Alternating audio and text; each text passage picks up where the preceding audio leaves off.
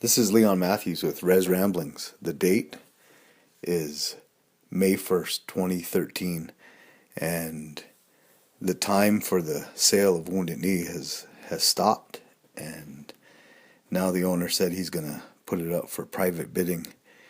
He first said that he wanted to actually sell it to the tribe, but apparently the Gildersleeves, who owned the store before this man, I can't even say his name, but he lives near Rapid City, and he bought it in the 60s, and today the land was appraised in 2013 for basically $14,000, 240-acre parcels of land. People do not want this place to be developed, to be like a tourist trap, and there's a lot of people that really feel that since it's part of the killing fields, that it shouldn't be used for capitalism, which is a very good point. But we can go back and we could look at how the Gildersleeves, how they got the land. They got 40 acres of land, and then this new man came in, and he actually bought the 40 and then 40 north of there. And today he wants $4.9 million for both of them. And he offered the tribe the first opportunity to buy it. But the tribe is saying that it's not, they don't have the money. There's one councilman, Garfield Still, he's saying no. It's outrageous. The price is outrageous that this man wants his land for. But as you can see, there were 300 Lakota people that were killed around this area, and now someone wants to profit over it, which is really a sad state of affairs. But it shouldn't be surprising that this is what's going on. Wounded Knee is a very important place in the history of America, because this is the last time the United States Army basically took up arms against, or basically slaughtered Indians. And the 7th Cavalry did it. The one where that was massacre. There was a battle in Montana, and they killed the 7th Cavalry, and then it was revamped, and they brought up to Wounded Knee and took Bigfoot and his band of Minikuju and basically killed them, slaughtered them. It was a very tragic day. And then one of the things I read today was the New York Times. They basically were against what happened in 1890. There was another part of a story that said that 20 medals of honor were awarded that day, and there was nothing that was honorable that was done that day.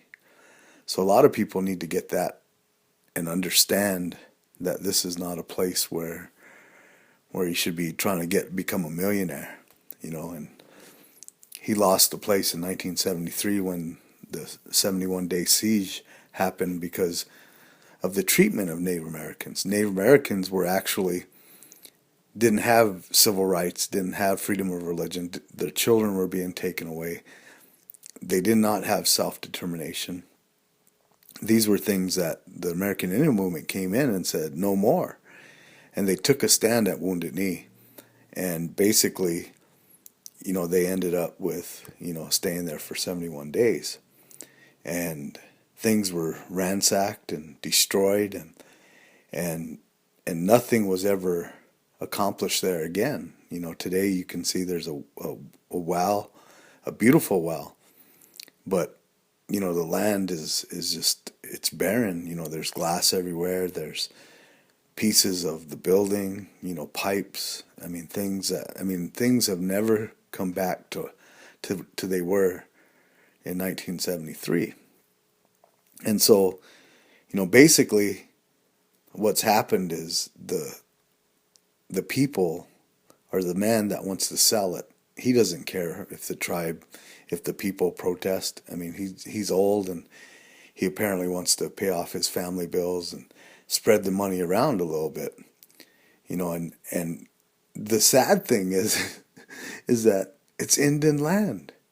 It's like, here we are, and in the 20th century, in the 1930s, land was taken, 40 acres there, right there at the Wounded Knee site. And then now we have, the tribe, not having enough money to purchase it from, which is, the money is outrageous. But, I believe that the people will protest. If anybody comes in and tries to buy that land and tries to develop it and put up a hotel or do something with it, the people will protest. Nothing will ever be accomplished there. And rightfully, what should happen is the land should just be given back to the tribe and just let it go. The man hasn't done anything for 40 years on that land. Never gone back to try to build on it. Apparently there were a couple houses on the land, but there's a reason why it seems so desolate, and that desolation comes from the idea that over 300 Lakota people were slaughtered, and innocent blood was shed, and this is a black eye. This is worse than a black eye on the United States of America, and for that reason, I believe that that nothing should be done. There's even a church on top of the hill where those people were buried. If you look at church history, the Catholic Church history, you'll see that they try to put their churches in the middle of important ground, whether it was a town, and just like in Wounded Knee, they put it on top of the hill. And, there's a lot of controversy surrounding that. And I hope that, we can see this through. Somebody asked me, what do you think is going to happen? I said, I have no idea, but I don't think it will be developed. But this is Leon Matthews for Res Ramblings. I want to show you the area, the pictures, and I hope you enjoyed my commentary. Have a great evening, and we'll see what happens in the coming weeks and months.